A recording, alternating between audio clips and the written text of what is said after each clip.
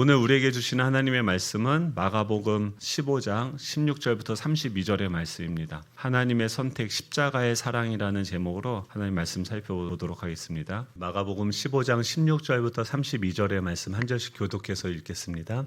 군인들이 예수를 끌고 브라이 도리온이라는 뜰 안으로 들어가서 온 군대를 모으고 예수께서 자색 옷을 입히고 가시관을 씌우고 경례하여 이르되 유대인의 왕이여 평안할지어다 하고 갈대로 그의 머리를 치며 침을 뱉으며 꿇어 절하더라. 희롱을 다한 후에 자색 옷을 벗기고 도로 그의 옷을 입히고 십자가에 못 박으려고 끌고 나가니라. 마침 알렉산더와 루포의 아버지인 구레네 사람 시몬이 시골로부터 와서 지나가는데 그들이 그를 억지로 같이 가게 하여 예수의 십자가를 지우고 예수를 끌고 골고다라 하는 곳, 번역하면 해골의 곳에 이르러 모략을 탄 포도주를 주었으나 예수께서 받지 아니하시니라. 십자가에 못 박고 그 옷을 나눌새 누가 어느 것을 가질까 하여 제비를 뽑더라. 때가 제3시가 되어 십자가에 못 박으니라. 그 위에 있는 죄패에 유대인의 왕이라고 썼고 강도 둘을 예수와 함께 십자가에 못 박으니 하나는 그의 우편에 하나는 좌편에 있더라. 지나가는 자들은 자기 머리를 흔들며 예수를 모욕하여 이르되 아하 성전을 헐고 사흘에 짓는다는 자여 내가 너를 구원하여 십자가에서 내려오라 하고 그와 같이 대제사장들도 서기관들과 함께 희롱하며 서로 말하되 그가 남은 구원하였으되 자기는 구원할 수 없도다. 이스라엘 왕 그리스도가 지금 십자가에서 내려와 우리가 보고 믿게 할지어다 하며 십자가에 못 박힌 자들도 예수를 욕하더라. 아멘. 우리 자외에 계신 분들과 이렇게 인사하면 좋겠습니다. 하나님께서 당신을 무지 사랑하십니다. 네.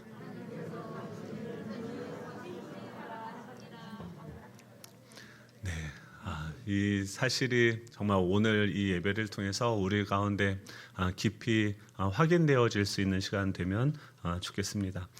지난 시간에는 그 선택에 대해서, 그 빌라도의 선택에 대해서 함께 살펴보았습니다. 이 빌라도가 있었고 지금 두 명의 왕을 지금 비교해서 성경이 보여주고 있죠. 빌라도는 그 로마에게 위임을 받아서 그 팔레스타인 지역을 지배하고 있는, 다스리고 있는 총독이었었고, 또 예수님은 하나님의 나라를 대표해서 지금 하나님이 그에게 위임해서 이 땅을 다스리라고 이 땅의 왕으로 이 땅 가운데 보내셨죠.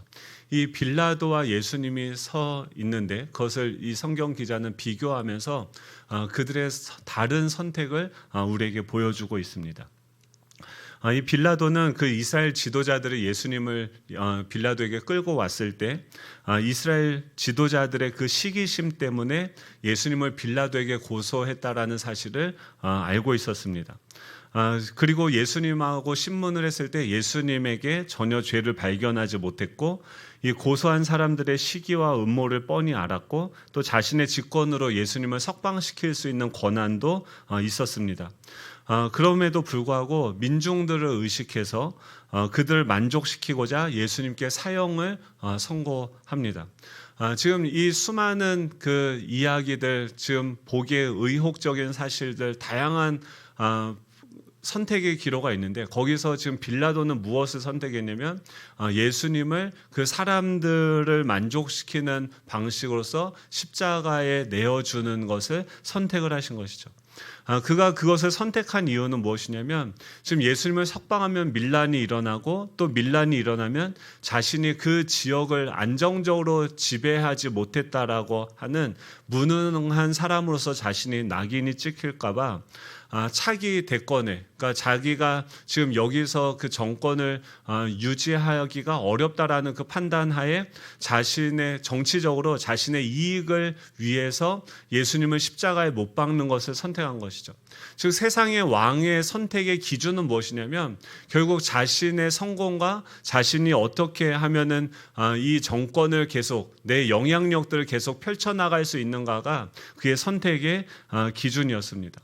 그런데 그 그 빌라도와 대조되게 지금 등장했던 하나님의 아들이라고 하는 그 예수님은 그 수많은 불법적인 고소 내용과 또 불법적인 장소와 시간에서 지금 예수님을 지금 판단하고 재판을 하고 있는데, 그곳에서 스스로에 대한 변호를 포기하고 오히려 십자가형을 선택하는 것을 우리에게 보여주고 있습니다. 우리는 이 십자가 하면은 그냥 뭐 액세서리 중에 하나, 아니면은 교회 가면은 우리가 속이 힘들고 어려울 때 바라보면서 눈물 짓는 어떤 그런 감성적인 십자가를 생각하는데, 지금 예수님이 그 십자가에서 내가 사형당하는 것을 선택하셨다라고 하는 것은, 또 그 당시 사람들이 생각하는 이 십자가라고 하는 것은 굉장히 두렵고 무서운 그런 선택이었습니다. 오늘 본문은 그 예수님의 선택에 따른 결과가 무엇인지에 대해서 우리에게 소개를 하고 있습니다. 지금 십자가를 예수님은 선택을 하셨는데, 거기에서 자신이 죽는 것을 선택하셨는데, 그 선택에 따른 결과가 무엇인지를 오늘 본문 내에서 얘기하고 있죠. 이 십자가형은 1세기 시대 로마에서 경기장의 죄수를 맹수에게 물려 죽게 하거나 아니면 사자의 사지를 찢는 것과 같은 극형 중에 하나로서 그 당시에 보편적인 그 사형이라는 그 형벌 제도 중에 하나가 십자가형이었습니다.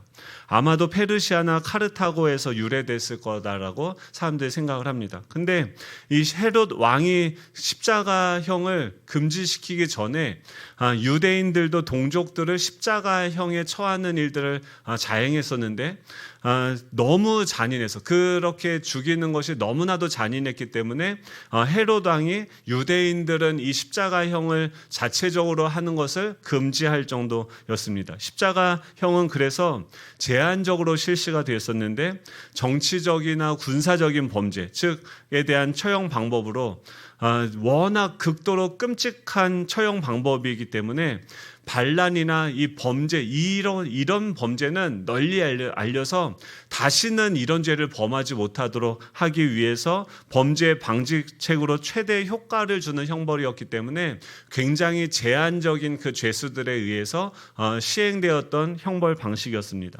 즉 이 십자가형은 고대 사회에서 지금 널리 퍼져 있는 모든 사람들이 십자가형 하면은 그 인식이 되고 예측이 될 수 있을 정도로 매우 끔찍하고 잔인한 형벌이었다라고 하는 것이죠. 지금 예수님은 자신을 변호하지 않고 지금 가만히 있어서 가만히 있으면 이 십자가형의 달에서 내가 죽을 것이다라는 것을 아시면서도 그 길을 알고 선택을 하셨다라고 하는 것이죠. 십자가형의 순서에 대해서 오늘 본문에 이야기하고 있는데, 그냥 바로 처음부터 십자가에 못 박혀 죽는 것이 아니라 그 전부터 여러 가지로 이 수용자를 괴롭히는 순서가 있습니다. 첫 번째는 뭐냐면 채찍질을 합니다. 육체적인 고통을 가하는 것인데, 그 채찍을 보면 그 사진을 준비를 했는데 이렇게 생겼습니다. 가죽끈에 납덩이나 날카로운 뼈나 못을 달았습니다. 그러니까 한 번 채찍질을 하면 그 갈고리가 한 7개 정도 된대. 한 번 채찍질을 해도 7대를 맞은 거와 같은 효과를 주고, 또 그 가죽끈 끝에 납덩이나 날카로운 뼈나 못을 달았기 때문에 그것이 긁히면서 살점이 떨어지고 혈관이 터지게 하는 극심한 고통을 줍니다. 그래서 이 채찍질만으로도 출혈 과다로 죽는 사람들이 있었습니다. 이 유대 율법에서 매질은 최대 39회까지로 제한이 되어져 있었는데, 지금 예수님이 형벌을 받는 것은 로마 법정이었기 때문에 체벌 횟수가 더 적었을 수도 많았을 수도 있을 것이다라고 생각합니다. 그런데 이게 채찍이 이제 시작에 불과하죠. 실제로 사형수의 가족들은 이 십자가의 고통을 주려고 차라리 채찍질을 심하게 해달라고, 이거를 많이 맞으면 과다출혈로 죽으니까 뇌물을 줘서 체벌하는 집행관에게 뇌물을 줘서 더 심하게 채찍질을 해달라고 요청을 하는 경우가 있을 정도였습니다. 이 예수님은 이 채찍질을 당하시고 나서 16절에 보면 군인들이 예수를 끌고 브라이도리온이라고 하는 뜰 안으로 들어가서 온 군대를 모았다라고 이야기합니다. 지금 군병들이 예수님을 사람들 보는 앞에서 채찍질을 하고 온몸에 상처를 입힌 다음에 총독의 관저로 데려가서 그분의 옷을 벗기고 자색 옷을 입힙니다. 이 자색 옷은 당시 왕족들만 입을 수 있는, 그 당시에는 이 자색 그 염료를 구하는 것이 어려웠기 때문에 그 소라나 고동 그 속에서 아주 소량의 것만 취하해서 이 자색 색깔을 낼 수가 있었습니다. 근데 그런 고귀한 염료로 만든 이 옷은 왕들만 입을 수 있었는데 아마도 헤롯이나 빌라도가 입다 버린 옷들을 이 예수님에게 입혔을 것이다라고 이야기합니다. 즉 예수님을 지금 당신이 유대인의 왕이라고 하니까 그 왕족들이 입다 버린 옷을 가져다가 그에게 입히게 되고, 또 가시면류관, 그 당시 황제들은 면류관을 썼는데 그를 조롱하기 위해서 그것과 비슷하게 가시로 만든 면류관을 그 예수님 머리 위에 씌우게 되어지는 거죠. 예수님을 조롱하기에 왕권을 상징하는 가시면류관을 씌우고 그에게 인사합니다. 18절에 보면 유대인의 왕이여 평안할지어다 라고 이야기하는데, 이것은 시저 만세라고 인사하듯이 지금 예수님을 향해서 고의적으로 예수님 만세하면서 그 왕을 조롱하는 행동을 하고 있는 것이죠. 그리고 19절에 보면 그리고 꿇어 엎드려서 머리를 치며 침을 뱉습니다. 갈대막대를 손에 쥐게 했는데 로마 황제를 경배하는 그 의식을 본떠서 지금 예수님을 가짜 왕, 가짜 황제라고 업신여기면서 희롱하는 거죠. 그리고 수많은 사람들이 로마 병사들이 그의 앞에서 무릎을 꿇고 침을 뱉으면서 갈대로 머리를 쳐서 육체적인 고통은 물론이고 심각한 정신적인 고통까지 겪게 하셨습니다. 그들이 할 수 있는 모든 것을 다 동원해서 예수님을 조롱하고 모욕했다라고 하는 것이죠. 그리고 20절에 보면 희롱을 다 한 다음에 그들은 다시 예수님은 원래 옷을 입히고 십자가를 못 박으려고 예수님을 끌고 갑니다. 이때부터는 이 가시 면류관의 모욕이 끝나자 십자가가 등장하는데, 여기서 십자가에 매달리는가, 그게 아니라 이제 그 십자가를 그 관저에서부터 들고서 60kg에서 70kg 정도 무게가 되는 그 십자가를 들고 온몸에 그 피가 나는 그 상태로 그 처형장까지 약 골고다 언덕에 있는 그 언덕길을 올라가서 약 1, 2km 정도를 60, 70kg의 그 십자가를 메고 올라가야 되는 것이죠. 그것도 사람들에게 둘러싸여서 온갖 멸시와 욕설을 받으면서 이 건장한 체격의 남성도 들기 힘든 그 십자가를 들고 가는 거죠. 아마도 군인들이 판단하기에 예수님이 이미 체력들을 너무 소진해서 그것을 들 수 없을 거라고 생각하고 옆에 있는 구레네 시몬에게 예수님을 도와 십자가를 운반하게 시키게 됩니다. 그리고 23절에 보면 모략을 탄 포도주를 주었는데 예수께서 받지 않으셨다라고 얘기해요.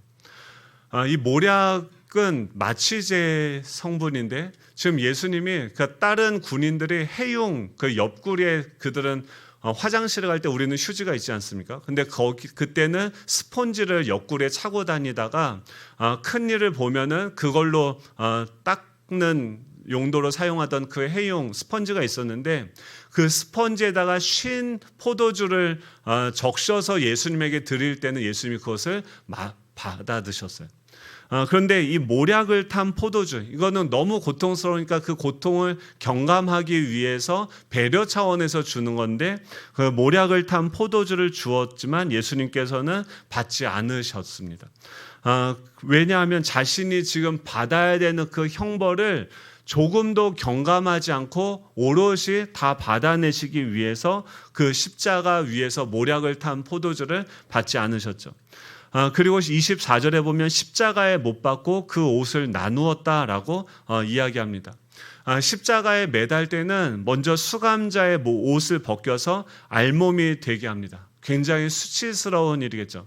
흔히 그림 작품이나 영화를 볼 때는 예수님의 옷을 허리에 걸치고 있는 것, 그러니까 속옷을 입은 상태로 보여주는데 역사 속의 현실 속에서는 그러지 않았습니다. 완전한 전라 상태에서 형벌을 받았고 화가들이 아마도 그 전라 상태의 예수님을 그리기가 부끄러워서 아마 그렇게 묘사한 것 같지만 예수님은 완전히 다 발가 벗겨져서 십자가에 달리셨다라고 하는 것이죠.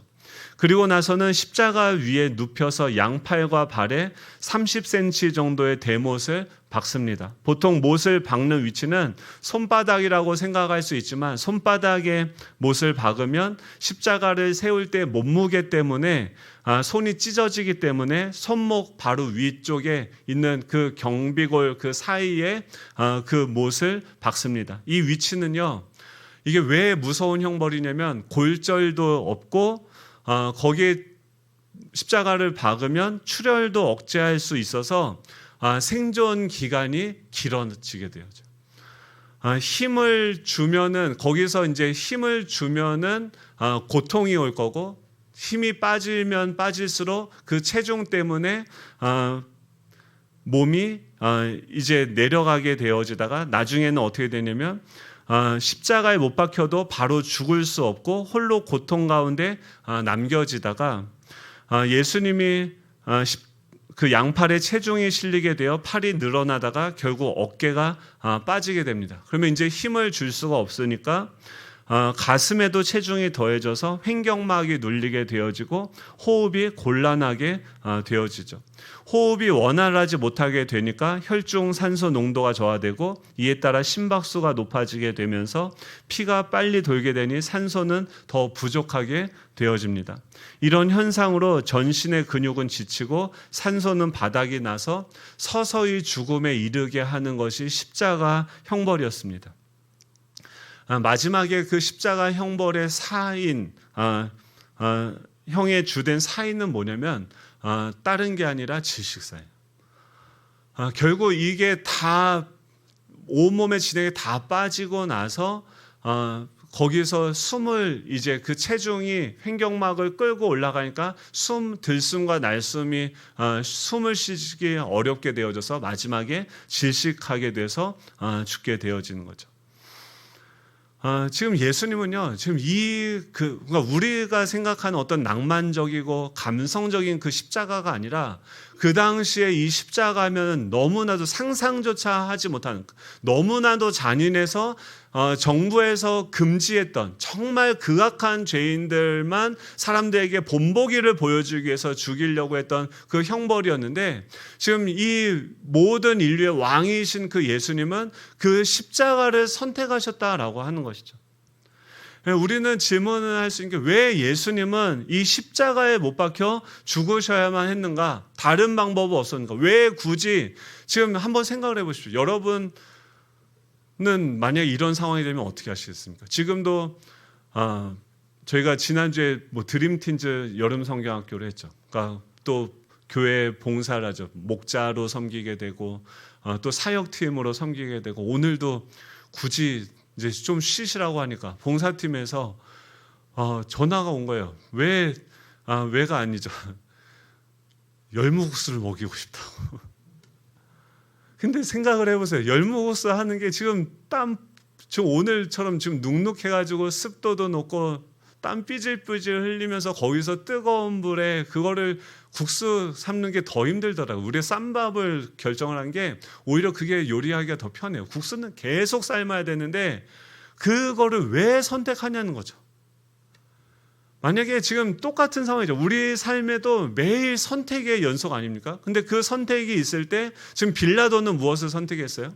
그 수많은 사람들, 수많은 그 선택에 결정할 것 가운데서 그 중에서 자신에게 유익되고 자신이 그나마 좀 행복하게 될 수 있는 것, 성공할 수 있는 것, 자신이 좀 더 나이스하게 보일 수 있는 것을 선택을 했어요. 근데 지금 예수님은 무엇을 선택했습니까? 이 십자가를 선택을 하신 거예요. 그리고 그것에 대해서 십자가의 처형 방식이 얼마나 잔인하고 무섭고 끔찍합니까? 왜 이런 일들을 선택하고 당하셨을까요? 십자가는요, 우연한 사건이 아닙니다. 이 빌라도의 우유부단한 때문에 발생한 것도 아니고요, 종교자들의 시기 때문에 생긴 것도 아니고, 유다의 탐욕도 아닙니다. 근본적인 원인이 아니라는 거죠. 물론 책임은 있겠죠. 그런데 예수님이 십자가에 달려 돌아가신 근본적인 원인은 하나님의 계획과 섭리 속에서 지금 하나님이 자신의 아들을 십자가에 내어 못 박으신 거예요. 우리는 수많은 질문들을 합니다. 왜 하나님 이 세상을 만드셨습니까? 왜 지금 나에게 지금 여기 오면서도 우리 안에 수많은 질문들이 있어요. 하나님, 우리 자녀들이 좋은 대학교에 가기를 원합니다. 내 자녀들이 높은 연봉에 좋은 직장을 가기를 원합니다. 또 왜 하나님 그때는 나에게 이런 일들을 행해 주지 않았습니까? 내가 지금 이렇게 힘든데 하나님 도대체 무엇을 하고 계십니까? 이 인간 가운데 말라기서에 보면은 사람들이 뭐라고 얘기하면, 하나님 언제 우리를 사랑하셨습니까? 하나님 우리를 왜 창조하셨어요? 나를 이렇게 힘들게 할 거면은 왜 나로 하여금 존재하게 하셔서 이 수치와 조롱을 당하고 이 어려움을 당하게 하십니까? 그 사람들이 말라기 시대에 예수님께 질문을 합니다. 하나님께 질문을 해요. 근데 그때가 언제냐면요, 이스라엘 백성들이 애굽에서도 살다가 거기서 구원을 했어요. 그래서 광야에서 3년간 40년 동안 지금 예수님이 제자들 데리고 교제하면서 밥을 먹이고 식사하고 인도하시면서 40년 동안 함께 하나님이 뭘 좋아하고 뭘 싫어하는지, 내가 너 얼마나 사랑하는지, 내가 너 어떻게 지켜주고 어떻게 보호하는지 40년 동안 경험하게 하고 나서 너네 이제 살 동네가 여기야 하면서 가나안 땅을 선물로 주셨습니다. 근데 그 가나안 땅에 가서 이스라엘 백성들이 하는 게 뭐냐면, 하나님을 버리고 그곳에 있는 우상들과 간음을 행하게 됩니다. 그리고 나서 우리도 하나님과 같은 저 이방 사람들처럼 우리에게도 왕을 주십시오. 이미 그들에게 왕이 있는데 그들은 눈에 보이지 않는 그 왕을 거부하고 세상 사람들과 같이 나를 부요하게 하고 좋은 차를 타게 하고 좋은 집에 살 수 있게 할 수 있는 눈에 보이는 실질적인 왕을 요구해요. 하나님께서 그래서 왕을 주세요. 사울 왕을 주고 다윗 왕을 주고 인간 왕들을 세우는데 결과적으로 어떻게 됩니까? 결국 그 왕들의 포로가 되고, 그 정말 인간들을 왕으로 대하는 정말 왕다운 왕. 지금 우리가 맨날 정치에 실망하는 게 뭡니까? 좌파나 우파나. 앞으로 정말 우리가 원하는 그런 대통령이 나올까요? 이미 인류 역사를 통해서 인간이 그런 우리의 왕으로서 우리를 구원할 수 없다는 것은 인류 역사를 통해서 성경이 이미 이야기를 하고 있어요. 자칭 유대인의 왕이다라고 하는 그 죄명은 누구의 제목입니까? 우리 스스로 선택을 해서 선악과를 따먹고 내 인생을 한번 내가 내 마음대로 내 마음껏 살아보겠다라고 하면서 자칭 내가 왕입니다라고 선악과를 따먹은 것이 성경에서 말하는 이 죄의 고통의 출발점이라고 하는 거예요. 즉 인간이 우리가 풀어야 되는 가장 근본적인 이 십자가는 무엇을 보여주면, 우리가 해결해야 되는 문제가 무엇인지를 명확하게 보여주고 있다는 거예요. 그냥 단순히 좋은 대학교 가고 부자가 되고 높은 연봉에 안정적인 직장을 이게 없어서 우리가 불행하고 어려운 것이 아니다라고 이야기하는 거예요. 오히려 내 인생에 내가 주인이 되어서 하나님과 같이 되어지려는, 내 뜻대로 내가 왕이 돼서 내 마음대로 살려고 하는 그 죄가 우리의 모든 고통의 출발점이고, 지금도 우리를 고통하게 하는 것은 다른 어떤 원인들이 아니라 바로 그 죄가 우리를 고통스럽게 하고 있다라고 하나님이 대답하시는 거죠. 근데 하나님은 어떻게 하십니까? 그들에게 계속 약속을 했어요. 내가 너희를 구원할 거야. 구원할 거야. 또 바람을 펴요. 나중에는 너네 그렇게 바벨론이 좋냐? 그렇게 옆집 그 근육질의 남자가 좋아? 그래, 거기 가서 살아봐. 하고선 바벨론 포로로 끌려가게 합니다. 근데 그들이 거기 가서 보니까 뭐예요? 살아보니까 뭐예요? 여러분, 세상이 그렇게 좋죠. 그렇게 아름답죠. 그렇게 멋있고 그 모든 것들을 다 가지면 너무나도 행복할 것 같죠. 그런데 그곳에 가서 그 한복판에 그 모든 것을 누린 결과가 무엇입니까? 허무함이고 공허함이고 아무것도 없는 거예요. 나중에 어떻게 되면 다시 그 바람난 그 여인을 하나님께서 다시 그 예루살렘 성전으로 다시 보내요. 다시 우리 시작하자. 다시 우리 가정을 한번 꾸려보자. 근데 말라기 시대에 가서 뭐합니까? 그곳에 1차, 2차, 3차 포로기한을 하는데 거기서 또 뭐합니까? 거기서 또 죄를 져요. 이게 뭐냐면 우리예요. 네, 날마다 우리 안에 있는. 근데 십자가는 뭐냐면 하나님이 그런 우리 안에 있는 하나님과 우리를 멀어지게 만든 그 죄에 대해서 하나님께서 얼마나 싫어하시고 그 죄를 얼마나 싫어하시고 얼마나 진노하시는지에 대해서 자신의 아들을 그렇게 끔찍한 형벌로 다루시면서 그 죄에 대해서 하나님이 얼마나 진노하시는지에 대한 답을 우리에게 보여줍니다. 여러분, 왜 예수님을 믿어야 됩니까? 왜 우리가 예수님을 믿어야 됩니까? 한 가지 이유만 찾아보면 하나예요. 우리는 죄인이고 우리가 죽은 다음에 이 하나님의 심판이 우리에게 있기 때문에 그렇습니다. 교회 다니고 예수님 믿어야 되는 이유 하나를 끄집어 놓으면 뭐냐면 지옥 안 가려고 믿는 거예요. 하나님은요, 그 우리를 구원하시기 위해서 어떻게 하십니까? 이 십자가는요, 하나님의 지혜가 드러나는 장소이기도 합니다. 만약에 이 모든 기준들을 다 없애고 죄인을 그냥 용서해 주겠다고 한다면 어떻게 되겠습니까?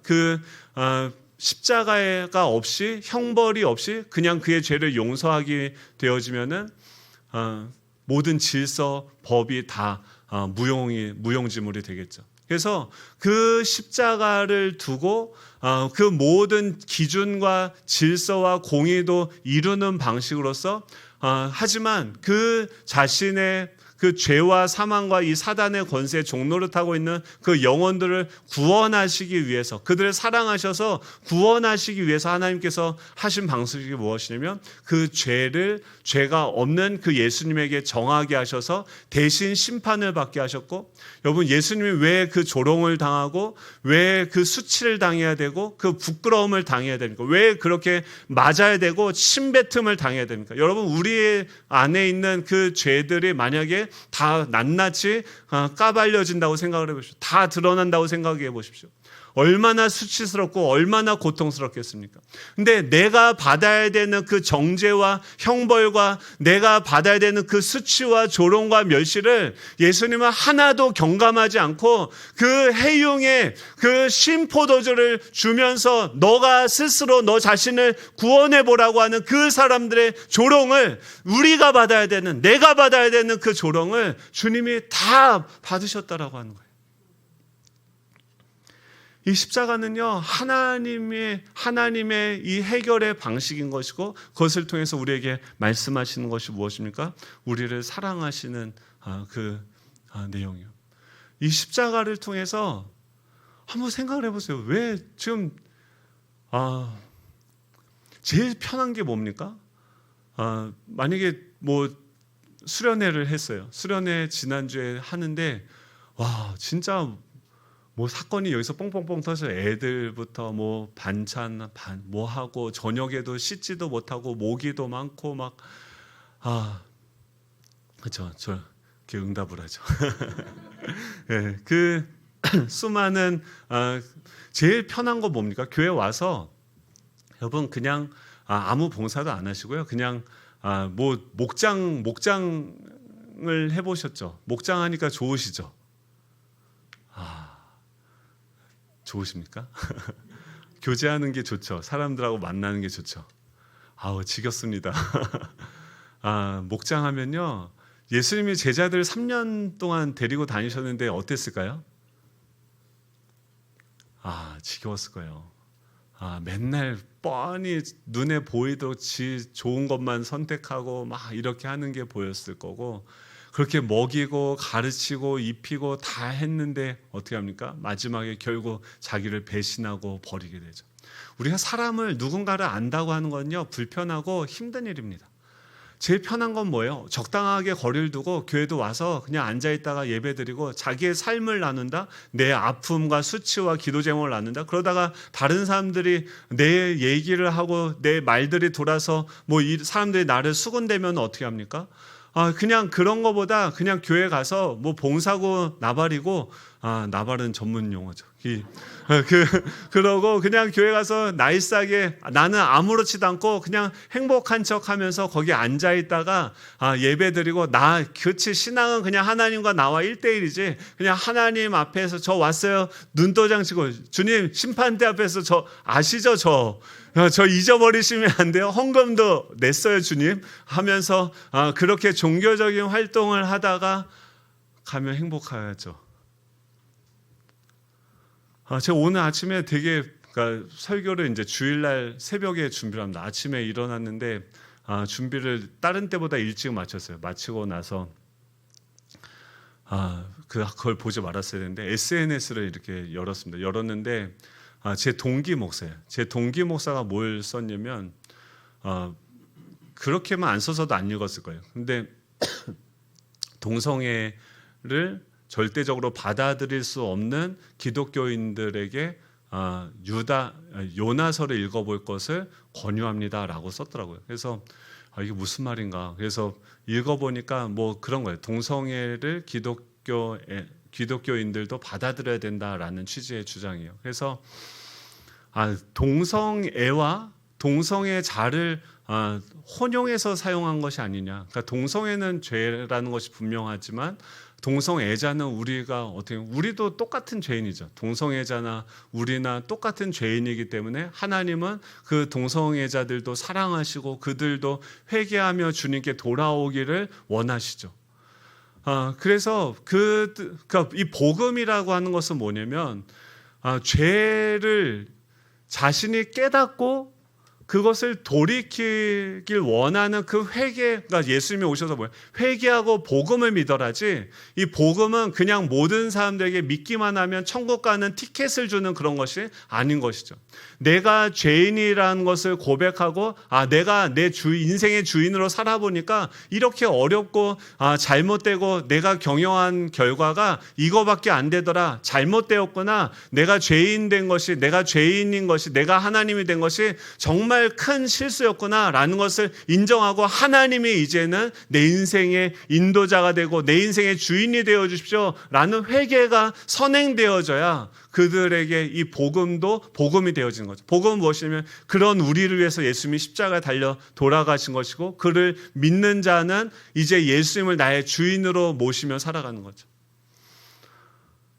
근데 그분이 뭐라고 썼냐면, 그 동성애는, 그래서 그 동성애자를 사랑해야 된다는 것을 혼용해서 썼는 줄 알고 제가 댓글을 썼어요. 야, 섞어서 쓴 거 아니냐. 제 동기고 3년 동안 같이 공부한 친구였기 때문에 얘기했더니 그게 아니라 동성애가 죄가 아니라는 거예요. 그러니까 그렇게 해석하는 것은 성경을 문자대로 그냥 인식하는 구태의연한 해석 방식이기 때문에, 그러면서도 그러면 고대 율법에서는 동성애나 또 우리가 돼지고기를 안 먹지 않습니까? 그러니까 율법을 우리가 지금 다 지키진 않아요. 그러니까 율법이 그리스도 안에서 완성이 되어졌기 때문에 돼지고기도 먹죠. 근데 그 율법을 우리가 지키지 않기 때문에 또 지금 그러면 걸리는 문제가 뭐냐면, 사도 바울도 남색하는 자는 죄인이다라고 얘기를 했는데, 그러니까 그 남색을 축소해서 해석을 어떻게 하냐면,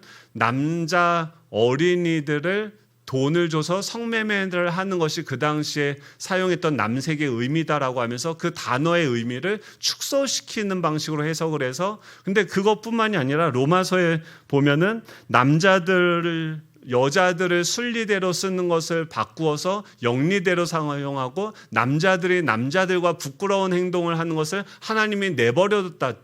동성애가 죄라는 것을 명확하게 이미 성경이 이야기하고 있음에도 불구하고 그는 그것에 대해서 기독교인들도 받아들여야 되는, 왜 이유가 뭐냐면 이 동성애를 서구 유럽 기독교가 동성애자들을 받아들이지 않고 정죄했기 때문에 그 젊은 청년들이 다, 젊은 세대들이 다 교회를 떠나갔고 교회가 어렵게 되어졌다라고 이야기를 하는 거예요. 저 그거 보고서 열받아가지고요. 근데 일부 예배 설교하고 나서 그 분노가 다 사라졌습니다. 근데 그 친구를 제가 알거든요. 알고 3년 동안 같이 공부를 했고, 지금 끝나고 또 이제 지금 오늘 예배를 드려야 되니까 끝나고 다시 얘기하자고 그래서 다시 얘기할 거예요. 끝까지 싸울 거예요. 근데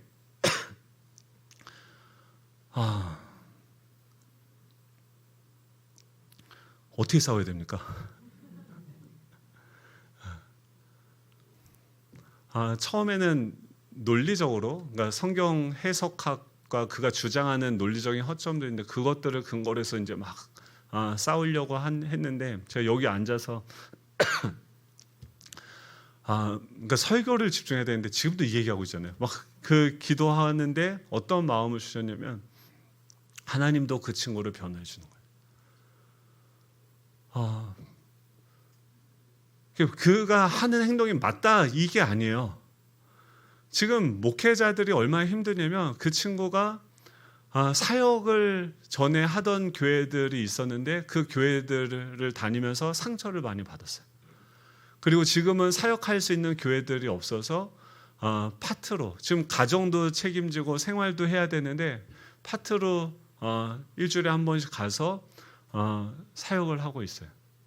그래서 그 친구 안에 있는 한국 교회나 이런 것들의, 이런 상황들에 대한 그 분노와 아픔들이 느껴지면서 그 친구가 왜 그런 입장에, 이 한마디로 이거죠.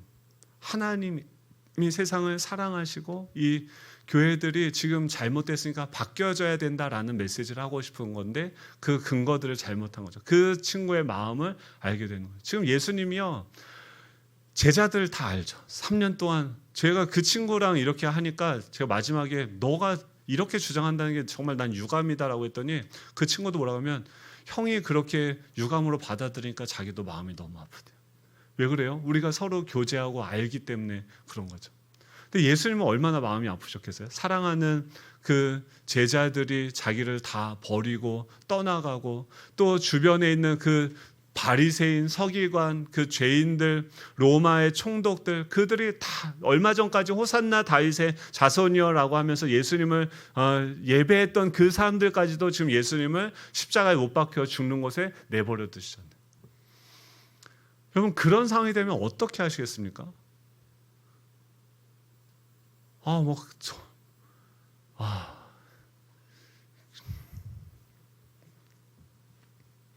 근데 거기서 예수님은 뭘 선택하시냐면 십자가의 사랑을 선택을 하시는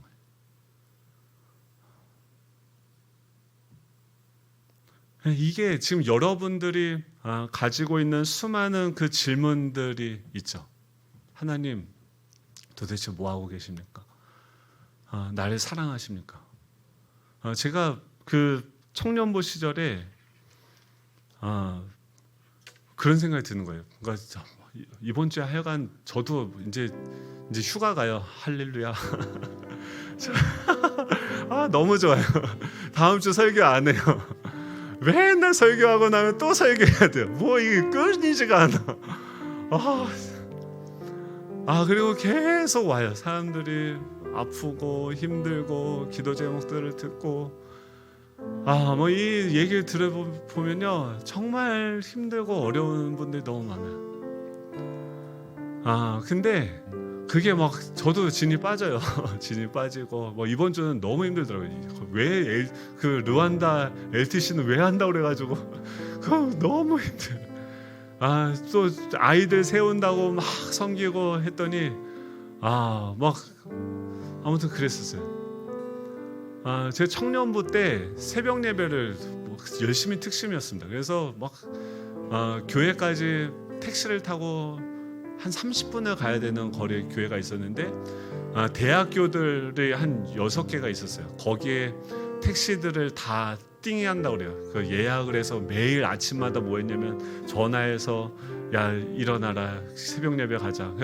그렇게 6개 학교 대표한테 전화하면 거기 있는 친구들 또 모닝콜에서 가는 거예요. 왜 그때 그렇게 맨날 깨웠냐면 제가 보니까 기도 안 하면 이게 삶이 안 되더라고요. 계속 죄에 넘어지고 이게 세워지지가 않더라고요. 그래서 그때 그런 마음으로 계속 했는데 그게 쉬울까요? 어려울까요?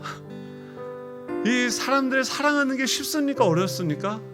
목장을 하고 교사로 아이들을 섬기고 하는 거, 가정에서 여러분 남편으로 아내로 또 부모로 자녀로 살아가는 거 쉬우시죠? 쉽지 않아요. 사랑하는 거 너무 어려워요. 너무 완전히 우리의 진을 다 빼놓는 거예요. 근데 어느 날 새벽에 가려고 이제 전화했더니 다 전화를 꺼놨는지 안 받아요. 열받게. 이 자식들이. 저도 가기 싫더라고요. 근데 억지로 무거운 몸을 이끌고 이렇게 내려왔어요. 내려와서 봤는데 택시도 없어요. 택시도 그 꽁안이 이렇게 운영하는 택시가 하나 있었어요. 왜냐면 우리 다 교회 다니는 사람이니까 감시하는 사람이 있었는데 그 사람 택시가 하나 있더라고요. 그거를 타고 가는데 안개는 왜 그렇게 꼈는지 완전히 진짜 1m도 안 보여요. 10몇 킬로 떨어진 교회까지 가야 되는데 새벽 예배 시간도 이미 다 지났고요. 그 택시 타고 이렇게 가가지고 가서 이제 예배당에 앉아서 하나님한테 그랬어요. 제가 어떤 마음이었냐면 여러분들도 그런 마음이죠. 죽기 전에 믿으면 너무 좋았을 텐데. 내가 너무 빨리 믿었다. 내가 청년이고 아직 인생의 주구장창이 창창한데 벌써 믿었어. 제가 거기서 막 그러면서 기도하고 있는데 기도가 아니라 하소연이죠. 주여, 내가 진짜 어떻게 해야 됩니까? 근데 돌아갈 수도 없어요. 하나님을 알아서. 근데 이 찬양이 떠오르더라고요. 여러분들 이번 주에 하나님께서 말씀해요. 아침 한개 눈앞까지 하나도 안 보이고 힘들고 그 사랑의 진이 다 빠져가지고 뭐 이러고 있는데 십자가 위에서 다 힘이 다 빠져서 이제 몸의 근력도 다 떨어져서 이제 횡격막까지 끌려 올라가서 숨을 깔딱거리고 있는 그 예수님께서 십자가의 위에서 말씀해 주시는 그 음성이요. 뭐라고 말씀해요? 내가 너를 이렇게 사랑한다. 예수님이 왜 십자가에 달려 돌아가셨어요? 우리의 죄가 그만큼 더럽고 그렇게 끔찍하고 없어져야 되는 건데 그 죄보다도 더 큰 그 하나님의 진노를 다 품을 수 있는 그만큼의 사랑이 하나님께로부터 우리에게 쏟아졌다는 거죠. 하나님은요 이걸로 대답하셔. 하나님의 뜻이 무엇입니까? 우리를 구원하시는 거예요. 하나님의 자녀로 삼는 게 하나님의 뜻이에요. 대학교 좋은 데 가고 취업하고 좋은 집 살고 좋은 차 사는 거 하나님 관심 없어요. 너가 내 잃어버린 아들이고 내 자녀가 되어지고 너가 나와 함께 있으면서 이제 그 나라를 내가 너한테 상속해 줄 텐데 그때 뭐가 옳고 그런 건지 너가 알아야 되지 않냐? 너 사람이 돼야 되지 않냐? 내 자녀로에 합당한 그런 삶을 살아야 되지 않냐? 주님은 주님을 가르쳐주고 주님을 닮아가게 하는 것이 하나님의 뜻이야. 앞으로도요 계속 그걸 가르쳐 주실 거예요. 근데 그 사랑의 자리로 사람들을 섬기는 자리로 우리를 나오게 할 때 너가 선택하라고 그래요. 빌라도냐 예수님이냐. 여러분 무엇을 선택하시겠습니까? 예수님은요 십자가를 선택하셨어요. 그 사랑이 그 십자가를 선택하신 분이 우리 안에 있는 줄로 믿습니다. 우리 찬양할 텐데요. 다 같이 일어나셔서 이 찬양할 텐데요. 십자가 위에서 주님 뭐라고 말씀하십니까? 내가 너를 이렇게 사랑한다. 우리 각자에게 주신 음성으로 들으면서 찬양하도록 하겠습니다. 나라와 권세와 영광과 능력이 영원토록